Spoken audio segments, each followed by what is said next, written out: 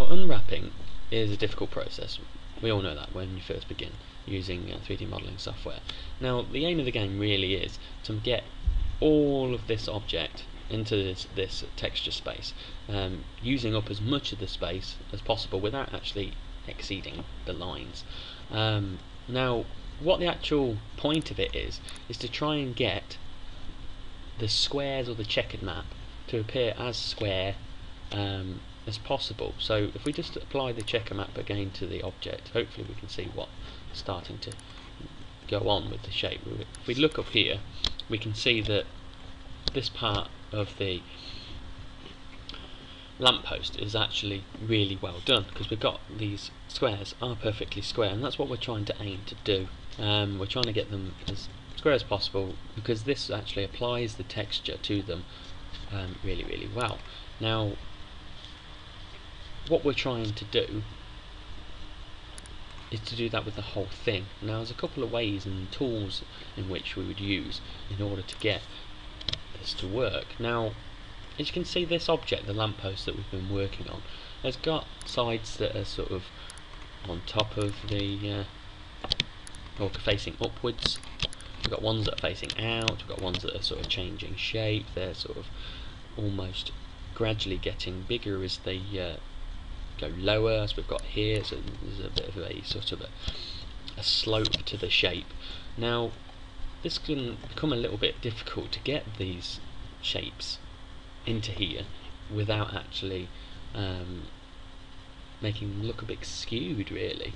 So I'm just going to show you a quick couple of tools in which I would use in order to get some good results. When you start doing the unwrap of the lamppost, you'll see that the actual layout within the editor is going to look something like this. Now, this is not anything to worry about.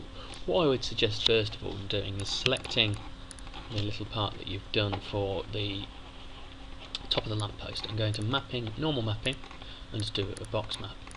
With that, it should come up with the desired shape. Now, we want to make sure, as we suggested, that the checker map is working properly. So what we're going to do is reapply that, and we'll see that all through now we have the checker map and how it's applied. Now, you see that it's distorted, and as we said previously, that we want to try and get these as square as possible so that the texture will apply correctly. Now, the way in which I would go about this is anything that can be stitched. So these are totally like straight. They're very similar in shape all the way around. So what we're going to do is go to mapping, normal mapping, and box map them. Now, we see we've only got two there. This is quite important. I'll show you this one. Right here we have selected ignore back facing. So what we're going to do is click off that, because we want, what that is basically anything that was behind it would ignore, but we don't want that to happen. So we're going to do and repeat that process again. Now, we've got all four. I'm going to move these over and just work on these for a moment. As you can see, they all correspond with a certain part of the lamppost. Now, you see that also we've got these blue little targets. Now, this is where we would find which edge is going to stick to which. So if we select this edge, we'll see that that one connects to here.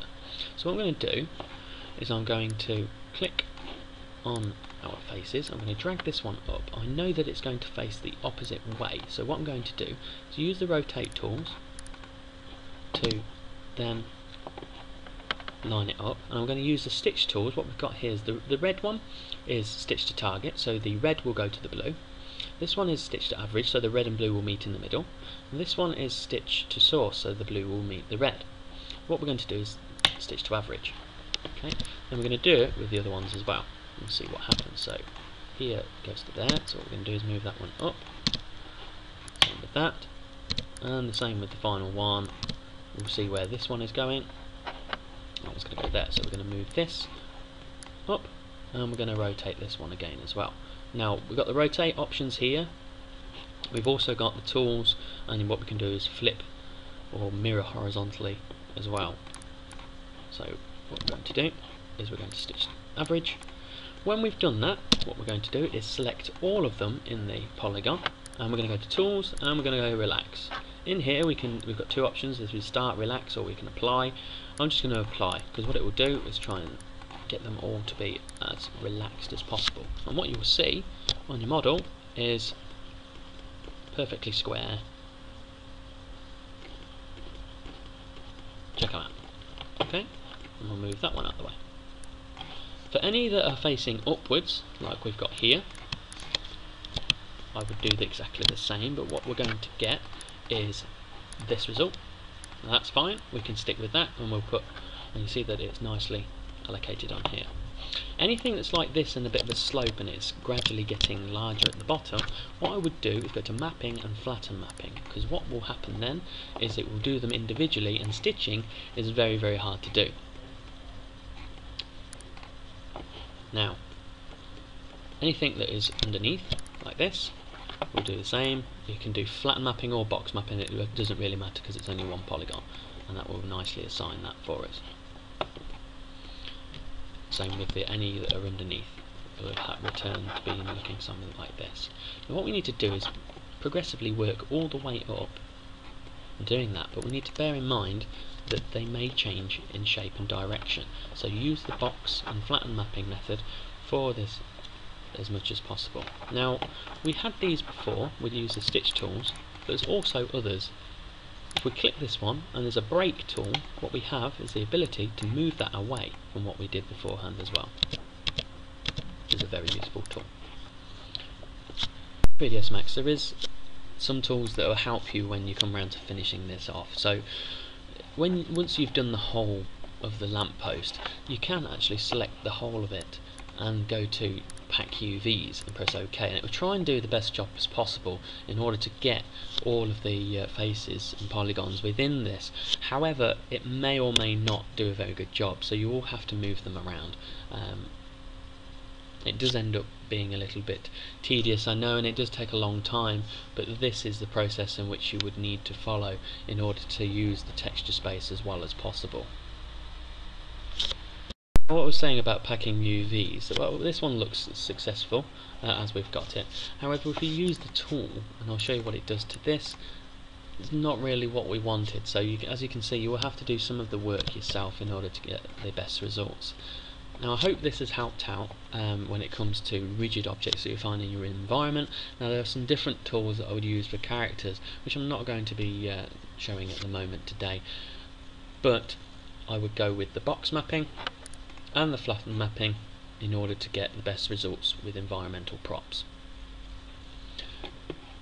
Also using tools in order to break, to mirror horizontally, to flip horizontally, relax. Also the quick transform tools to flip and rotate. The stitching to stitch, and also the break if you need to. Now there's one more set of tools I want to just show you before we finish, and that's the align horizontal and align the vertical. Now if we select an edge, what we'll see is that sometimes they're not perfectly straight.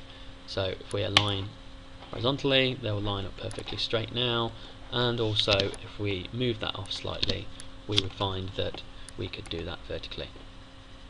I hope these tools were quite useful. Happy unwrapping!